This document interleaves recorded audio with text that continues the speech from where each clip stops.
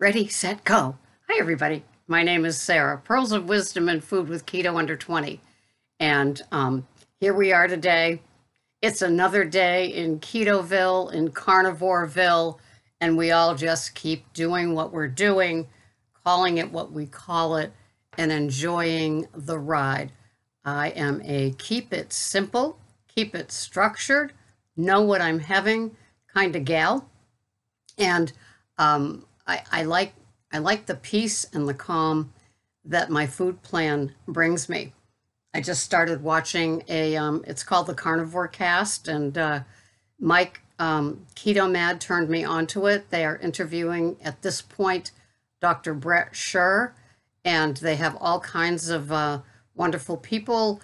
The diet doctor, Eisenfeld, Dr. Eisenfeld, I'm not sure how you say his name, Peter Attia, who is quite a fascinating character as well, and many other stars. And as I looked at the side, they've got a woman. Her first name is Sylvia, and I can't get into it. Amy Berger, Frank Tufano, and yeah. So I watch a lot of different shows. I watch Keto in the Chaos with Tammy. Michelle Rocks what she eats in a day. Keto Mad, Jim at Beating Obesity. So a lot of different folks that I tune into to see what is up with them and what they're doing. And learning along the way, yeah, planning my meals, doing my errands. It's so simple. Is it easy? Not always. The struggle is very, very real for so many of us that have walked into the woods with decades of abusing our bodies, not thinking that the food is what's causing the issues, but just, treating food like it is the powerful thing that we can do to it. And it becomes the great medicator. And it is the best thing for all the emotions. How well I know I ate when I was happy. I ate when I was sad. I ate when I was hurt, vengeful, resentful, just in love with the world. I ate what others ate because that's what you do when you're with other people, and things like that. And, did it get me into trouble? Well, it kept me sick physically, sick in my gut biome, sick in my head. And although I was doing nothing but paying attention to the junk food I was eating because I couldn't get enough of it, but I was never learning from eating all the wrong things for as long as I did. I'm sure many of you can identify. And even now, being a strict, very low carb ketovore, it's been very interesting identifying with those that struggle and continue to struggle, and identifying with those that have easy breezy, lemon peasy kind of days. I would put myself right smack dab in the middle. Foods aren't calling out to me too much, but as I've given up my 150 to 200 grams of lettuces every day with 4 tablespoons of oil, I've had to fill my OMAD, one meal a day, with a bountiful selection of foods that's going to carry me the 24 hours till the next time that I eat. Is it a challenge? Not really, but I do rely heavily on my good culture cottage cheese. And I've upped my protein, as I told a lot of you.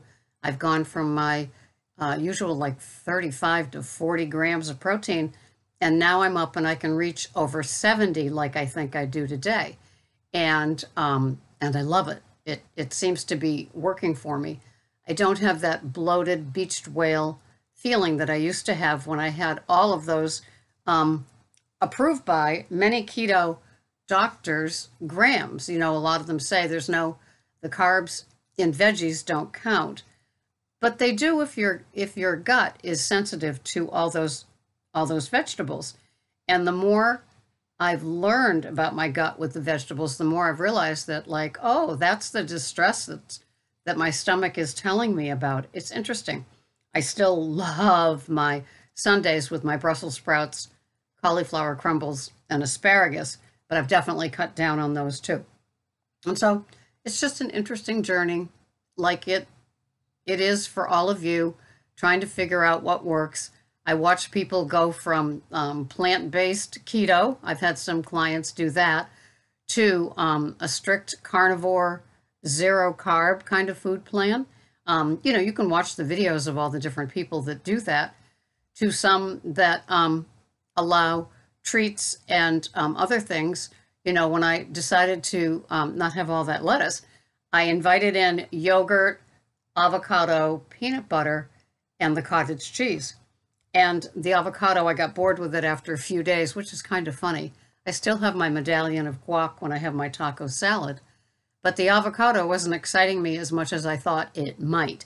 And so now, like today, I have a tablespoon of the organic Smucker's peanut butter built into my food plan, along with my Good Culture cottage cheese. The yogurt, at times, but it doesn't excite me as much as the Good Culture cottage cheese. And the Good Culture cottage cheese has some of those, all of a sudden I can't remember what it is. It'll come to me. It'll come to me after I stop recording, right? So yeah, I'm happy with it. My carbs are still super, super low. And I've been enjoying my ride. Sometimes I just feel so calm, I feel like I've got nothing to bring to this video, but I do it because of the value that it brings, I know, to a lot of you to have your cup of coffee with me and see if anything's changed. So the biggest change was the going from all those lettuces now down to 60 max and 30 minimum, usually during the day. And so this is what I am having today for my macros. It always tickles me when I have calories that are even. 1,300. My protein is 71.9, so 72. My carbs are 6.4. I do total, not net. I get into trouble with things like net. And my fat is 108.6. And that's kind of a suitable for framing day for me with my meals. This is what I'm having today. Tomorrow is my weigh-in day. And then I post my weight for the rest of the week. So this is the weight that I was last Thursday when I weighed, 121.6. It's still 99% humid here with a heat index every day of 70 in the oppressive. So I am having, as you can see, I'm having a center cut pork chop cooked in coconut oil. I am having a side salad. I am having Olivia's organic baby butter lettuce, 60 grams of that, with 50 grams of Good Culture cottage cheese, which I have to go replenish at Whole Foods. And 20 grams of crumbled up bacon. So I cooked some bacon. I always cook it in the oven and keep the bacon grease. And then I chop up the bacon, and I will slightly warm it up a little bit to put on the Good Culture cottage cheese and the lettuces. And then I put 1 tablespoon of EVU and 1 tablespoon of macadamia nut oil on it. And that's my nice side salad. So then the pork chop. And then, as I said, that 1 tablespoon of Smucker's organic peanut butter, which has been a nice addition to my food plan. And yes, it's got a couple of extra carbs, hence the 6.4 total carbs. But in the scheme of things, that works for me. Just listening to your belly and your head and your energy level is a good way to figure out if you need to tweak or not. And a lot of us continue to tweak and pay attention to the things about our body and what works. I love these that little thing. And yeah, so I'm always delighted, and I listen to these. I always have these podcasts or videos going on in the background that I consistently listen to, just to keep it. I'm just like a sieve for information. And I love listening to the carnivore world as well as the keto world. I don't ketofy.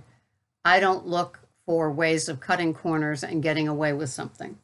There are 5 things that I won't go near. That is grains, sugars of all kinds, fruits of all kinds, diet sodas, and artificial sweeteners. And without those things, I'm doing fine. I've never done blood tests for the ketosis or the my blood sugars, but there is one out there. I think it might be Mojo on Amazon, and it does both of those for you. I might start doing that just for the giggles of it all. Let's see what my budget allows in my submit order. Marjorie. Marjorie and I share Amazon.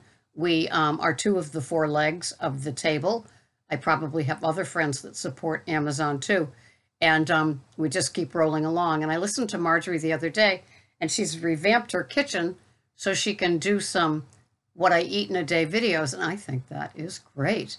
I'm proud of her for doing that. And I told her how motivated she seems and in doing those things. I think it's great. You can find her at Keto and Coffee with a K. And she does a lot of kind of nice little videos. I like videos that are like 10 to 15 minutes long. They just keep me occupied with my cup of coffee. And I didn't have my coffee boost in that today, but maybe I will. We'll see. I got that and I did my review. And so that's what we're having. There's Greg. Hi, Greg. And so that's been it for me. You saw it, my 1,300 calories, my 6.4 total carbs. Those are the things that I pay the most attention to, but the additional protein seems to be working for me. And I'll have my weigh-in tomorrow, and I fill that into my chronometer. And then I just keep doing my day. Thanks so much for watching. It's been great having you here. I will see you the next time. Bye for now.